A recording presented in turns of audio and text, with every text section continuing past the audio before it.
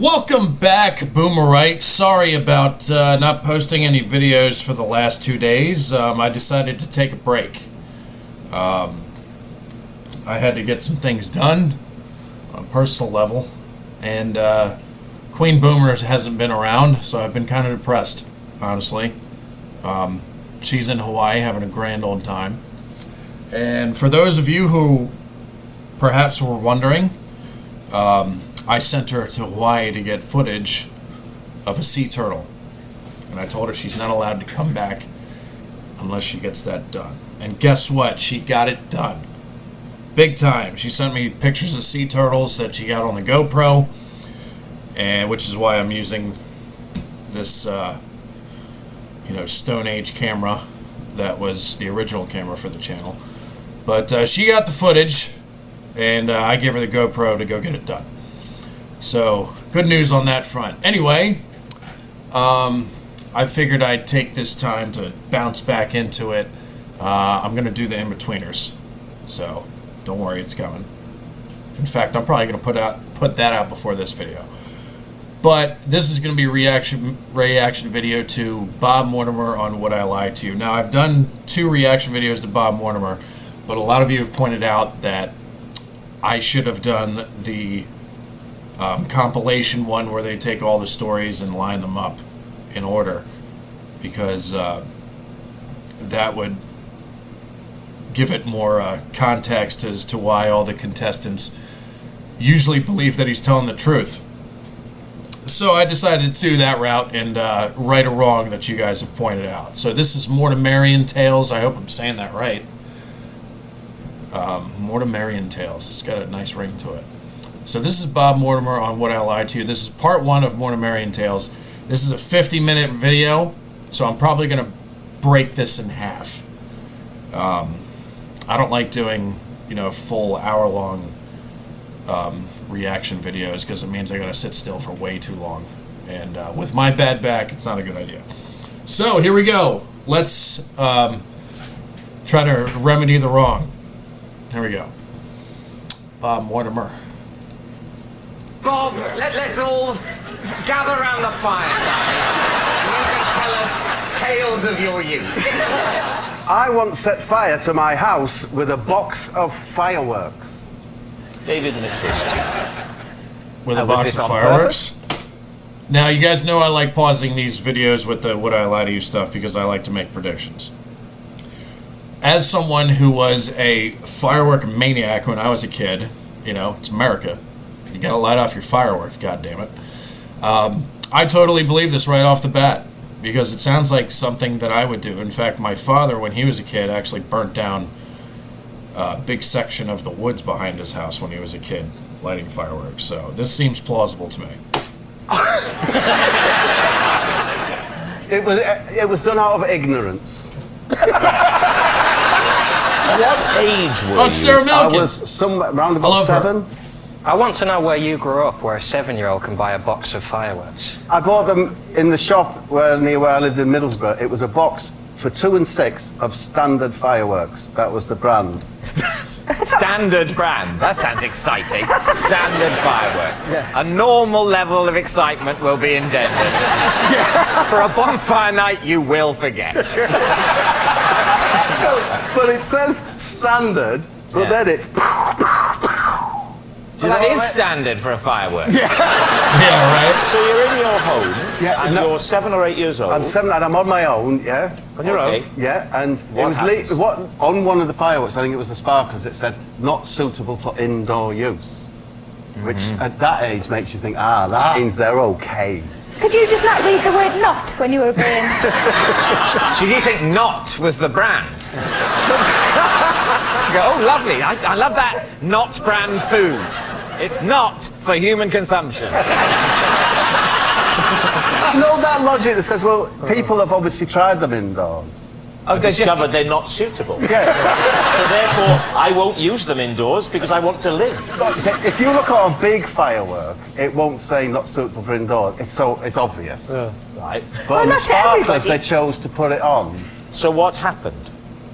I lit the sparkler, the sparks went into the box of fireworks, a standard box, and set them off. And I carried the box of fireworks now beginning to light into the kitchen, and I threw them into the kitchen. I thought it would be more suitable. I think you're right. The kitchen of all the rooms is the most suitable for fireworks, isn't it? Because of the oven, the gas, the stove, there is fire naturally in the kitchen. Yeah, there's a lot of, and there's more. It's more wiped down. Yes. Less cloth. So what happened then? They went off in the What was the sound like? Was it ping? Whee? No, these were only standard. And you know, I remember as I'm sat here now, wiping the scorch marks off the floor and thinking that my mum's going to kill me. Yeah. And so I'm going to be in big trouble. Then I went back into the living room, unbeknownst to me. Yeah. I totally believe this. I totally believe this. I think this is 100% he's telling the truth. Dropped one. And it was, the living room was completely engulfed in flames. It sounds to me that if you're on your own at home at 7, your mum's pretty laid back anyway. She said, son, will you sit here and look after these fireworks? Whilst I go out to the bingo. So you lit the sparkler. A spark went into the standard box. Yes. The box starts to go. You go. Uh-oh! I must get them into the most suitable room for fireworks. Yes. The kitchen. No need to go beyond the kitchen to the outdoors. Yeah. Mum said don't go out.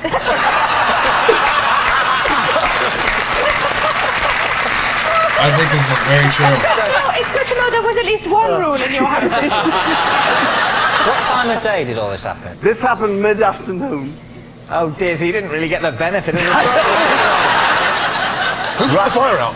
I went to next door where Miss Best lived, so bless her, she's about 80. And I knocked on their door and said the house is on fire, and she said, do you know, I thought it was. So what happened then? She called the fire brigade. They fired their water hoses throughout the house. Yes. Ruining it. Even the rooms where there's no fire. Not ruining it. Yeah. You do know that before they put out fires, it's already ruined, don't you? Lee, You're making this house all wet. It was lovely and warm before. and it's the water damage that Yeah. knackers the house. Is it? Not the fire? Not the fire. If they would use their boots to put it out. Honestly, the entire house. This guy's a trip, man. I was in a family of 4 children, and we were homeless. Where? Bob, keep it light. No, I'm just saying. Where were all the other kids while you were alone with the fire? Why did you take 3 They were children looking out and after leave fireworks in other people's houses. So when you say you were homeless, how much of the house did the inferno claim? It's gone. Entire So house the gone. whole house gone. The Yeah. whole house The whole burnt house down. burnt down. So how much did you leave in the living room? The fireworks in the kitchen have only caused a few scorches. Yeah. What did you leave in the living room? And now, don't you feel stupid for saying standard fireworks? Yeah. I tell Not you, really. I think you were stupid.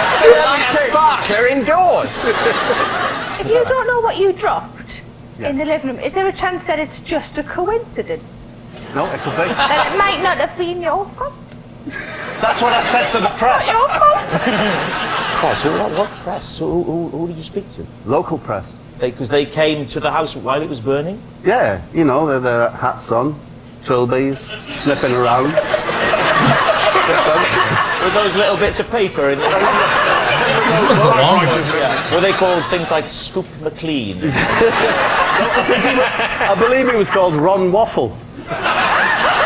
Sorry, Ron Waffle. It was either him, the other ace reporter on the Gazette was John Caramel.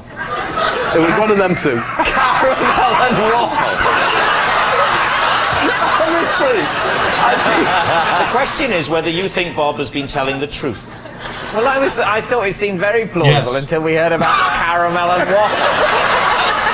Yes, he's telling the I truth. think he thinks he's telling the truth, but I think what's happened at some point, he's seen a film in which this has happened They saw backdrop. and is now convinced that it happened to him. I think it's a lie. I was going to say I want it to be true, but that sounds really horrible. I think it might be true. Well, I think it's true. I think it's true. So you're going to go for true? Yeah. Okay, Bob, were you telling the truth or were you telling a lie? I was telling the truth. Yeah. I knew it. The police. Okay, rewind that a little bit. As a kid who caused all kinds of trouble in my neighborhood with fireworks and had a wonderful, carefree father who purchased these fireworks for me on a regular basis, I can totally understand why this is true. So as soon as he said it, I was like, well, this is definitely true. Because, I mean, if the only doubt that I would have is that because he's not an American. You know, any American kid growing up will tell you, any American kid has some kind of experience with lighting off fireworks in a unsafe juvenile fashion. And I'm no exception. I was usually an instigator with that. Nobody was harmed, I promise. But it's just one of those things. So I totally believe that was true. All right, on to the next one. Were you telling the truth or were you telling a lie? I was telling the truth. Oh. The police once ordered me to leave town, unspecified, because I was frightening the locals. David, Steve, what do you think? Could you give us some context, Bob? I'll give you the name of the town. It was Castle Douglas. Ah. Where is that? It's southwest Scotland. And why were you in Castle Douglas? Was it a tour or something? No, it was a long time ago. I was only 17, Castle 18. Douglas? Wait a second. Didn't there something famous about... I remember... I think I heard this from the author who wrote A Song of Ice and Fire, George R. R. Martin. He based, like, part of the Red Wedding on something that happened with the Douglases in Scotland. So maybe it happened there. At Douglas Castle, maybe it's... I just remember that Douglas clan name from Scotland. So call me crazy if I'm just mouthing off about that, but I remember hearing something about that said from the mouth of George R. R. Martin. So let me know if there's anything to that. Anyway, sorry. Kind of age. And... A numerical age, that kind. Yeah. Rather than iron or bronze. That's a different kind of...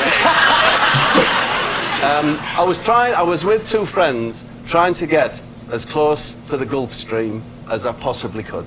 What? What do you mean you wanted to get close to the Gulf Stream? It seemed such an appealing, far-off, miraculous thing, this hot stream of water so near us, that it was hard to believe in it just from the textbooks. But it's not like a spa. It's a massive flow within the ocean. Yeah, but you can't see it. Well, if you're at the Logan Botanical Gardens... Well, there's a lovely view of the Gulf Stream. No, but you can see the effects of the Gulf Stream. You know, it's like a tropical gardens, and so in that way you sense the influence of the Gulf Stream. Well, no, it's extraordinary. I know all teenagers are laugh, absolutely mad on the Gulf Stream.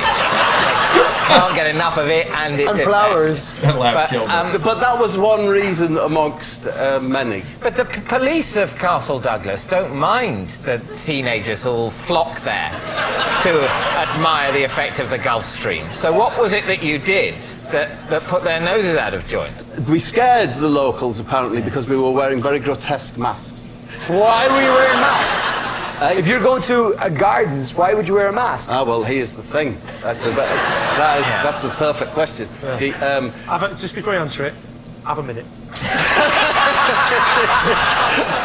we were travelling in a Morris Minor, and we were sleeping in the car. There was three of us. There's me mate Harry Harriman and Steve. Steve Steveman.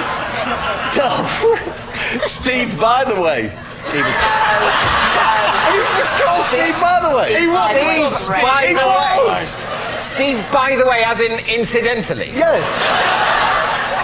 Anyway, we had these. You're wearing these masks. We're wearing this grotesque. Why are we wearing these masks? We're wearing these masks because we didn't have anywhere to sleep and we were sleeping in the car. Right. They'd been given us by Harry Harriman's mum, yeah, to keep us warm at night because of the heat generator. What, latex? Okay.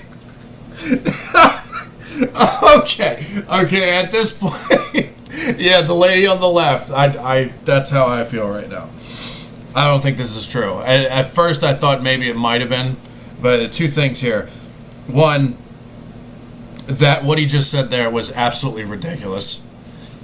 A mask to keep yourself warm. I mean, I've understood like hats, hoodies, things like that. I mean, I know it can get pretty cold in Scotland, but a mask, I mean, that just seems a little out there. And I'm laughing so hard at that I've totally forgot what the second thing I was going to say was. Oh, here it is. Because the police, and maybe the police are different in Scotland, I don't know.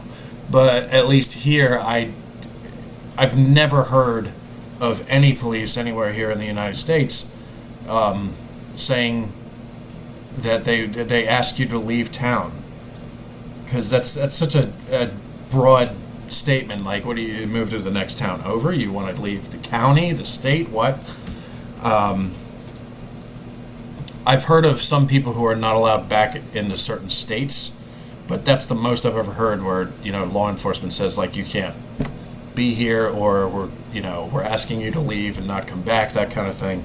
It's something that I have never heard of here.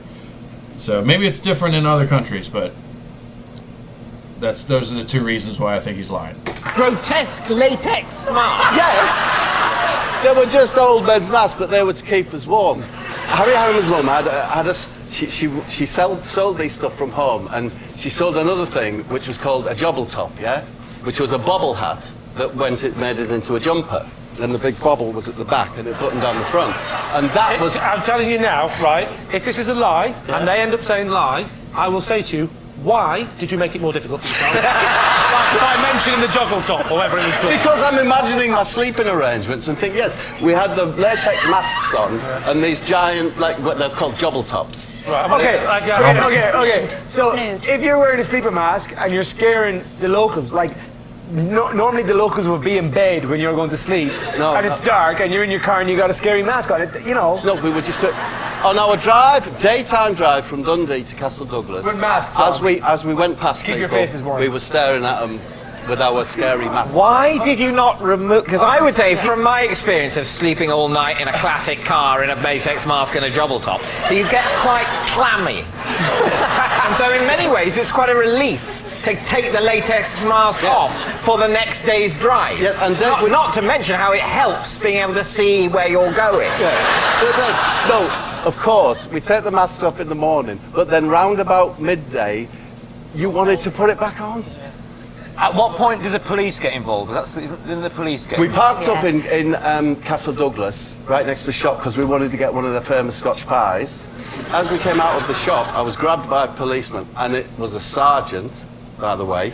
Sergeant, by the way.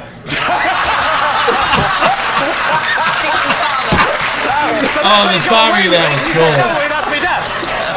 Maybe it was. I'm a sergeant, by the way. I think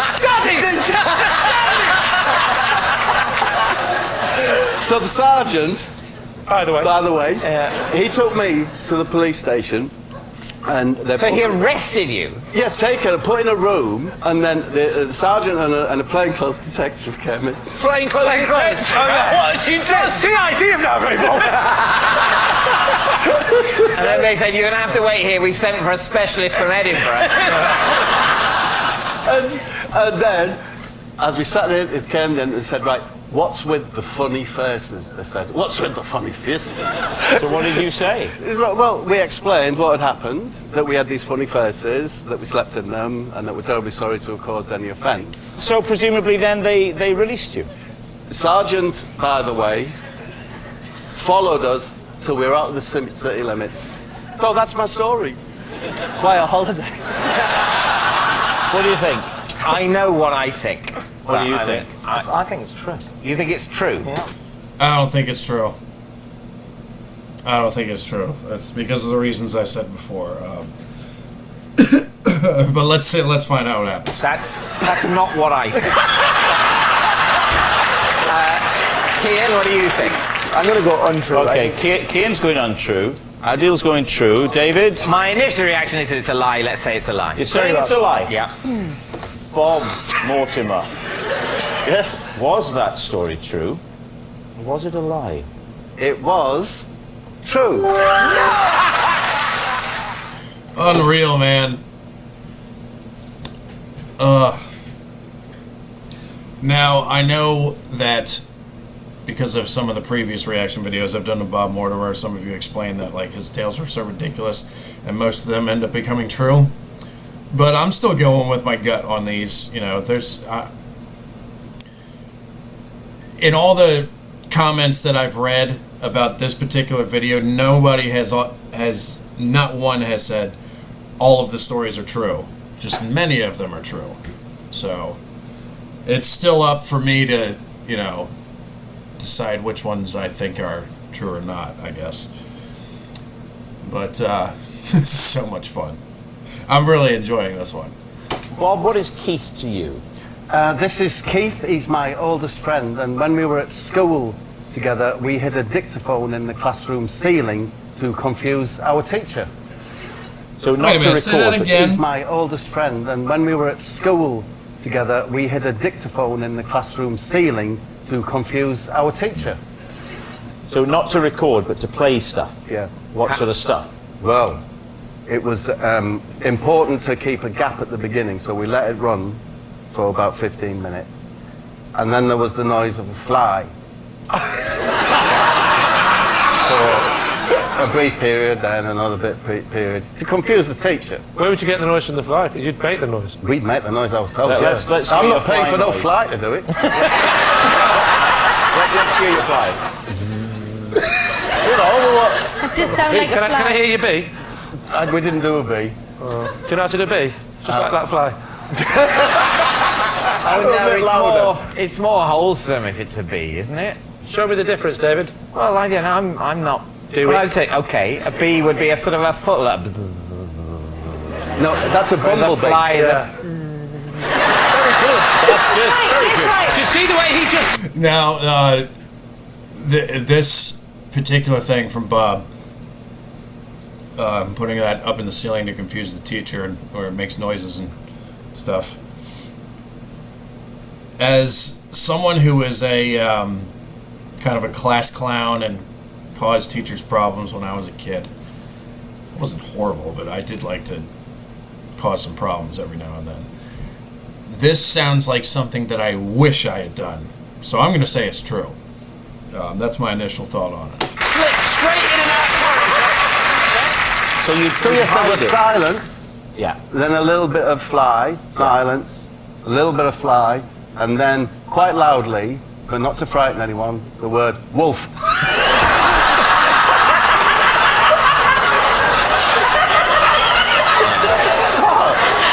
Then more silence. Yeah. Oh, Bit more silence. Then yeah. Speedway Stadium. Speedway Stadium. Do you know, the idea was just to say kind of random things. He was a really nice teacher called Bill Whittlingham. How did Bill Whittlingham react to these random sounds? Well, Mr. Whittlingham left the room and said, "Can you sort this out by the time I've gone back?" So whatever it is that's going on. And there was a cupboard in the corner where, interesting, it had like exercise books in it, pens and that, but it also had, in a little cage, a hand lion, which is a robotic, it's a battery operated thing. Are you just saying any words that come into your head? In any order? It's a hand lion, and if you Hand lion. it's a robotic, animatronic hand lion, yeah? And if you'd been particularly good, he would put it on your hand and set it to lick it. Lick it. If you'd been particularly... Is this like a clockwork line?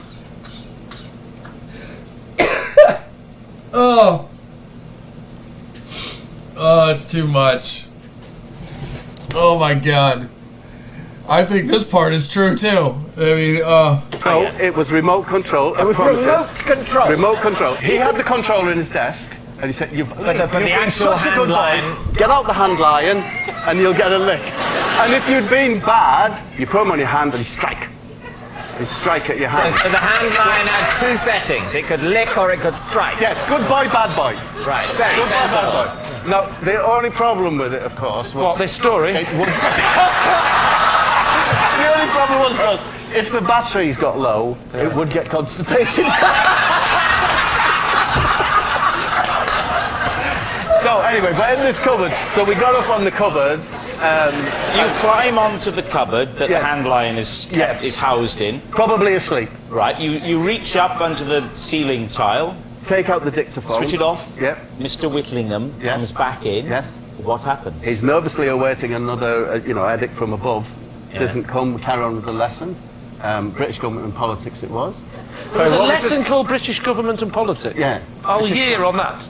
2 years, it was A level. For these sixth formers, Yes. a hand lion that can either lick or strike was what was used to express praise or the opposite to these 17 or 18-year-old students. And it was very effective. Sure it was. Is Keith Bob's classroom prankster, David's blanked buddy, or Lee's hawk handler? I was believing Bob until the fact that he was 18 and the hand lion. I'm leaning towards David. I think I'm leaning towards David. I think it's Bob, and I think he panicked because he knew we were onto him, so he went on a ridiculous riff about handline to throw us off the scent. I'll go Bob. Listen to John, because I bet you Bob is telling the truth, man. And John said, I think you guys just panicked. That's really funny to me. But I've been wrong before. Sarah? I'm gonna go David. We'll go David. You're saying David. Keith, please reveal your true identity. My name's Keith, and Bob and I recorded voices and hid the dictaphone in the ceiling.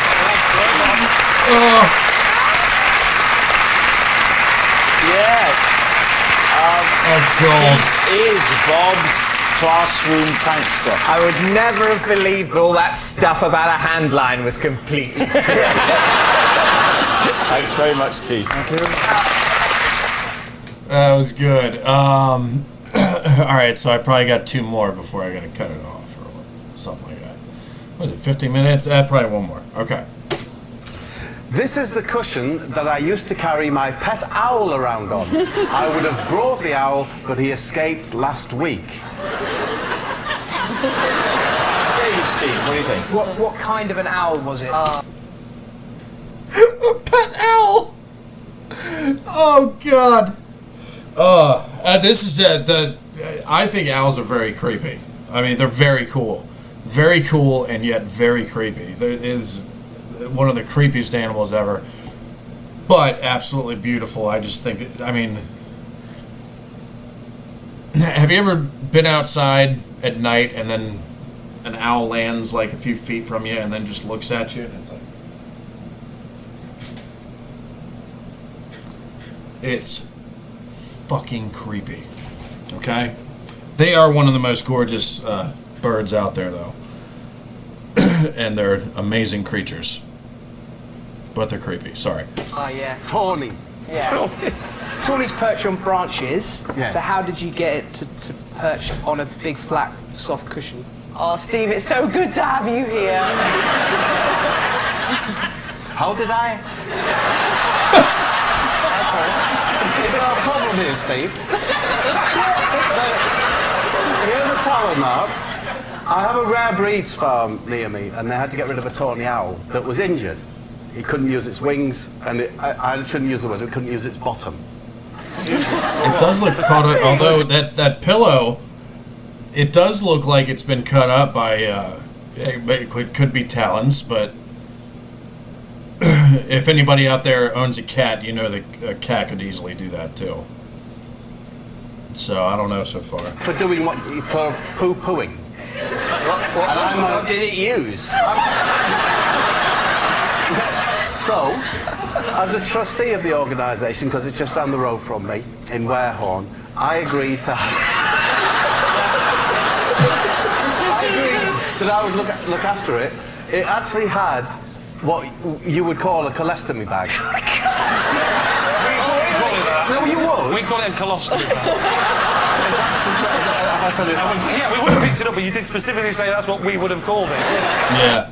The other thing, one more thing about the pillow is, I mean, that looks like a fancy pillow to me. So if this story was true, I don't think that would have been the first pillow he would have grabbed to let it sit on it. Maybe that's just me. I don't know. But that, to me, that looks like a fancy pillow. It might just be shite. But, you know, it looks like a fancy pillow to me. Because we really wouldn't. Steve, isn't Owl's colostomy bag called a colostomy bag?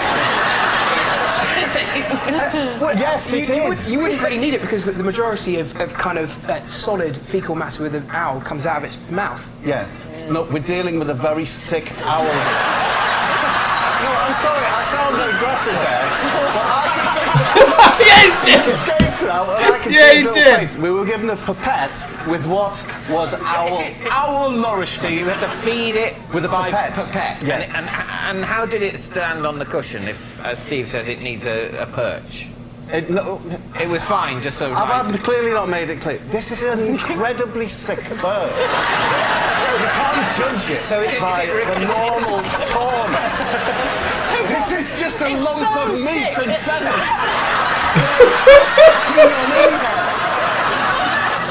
But the thing still escapes. Yes, actually, I suspect it was killed by my cats.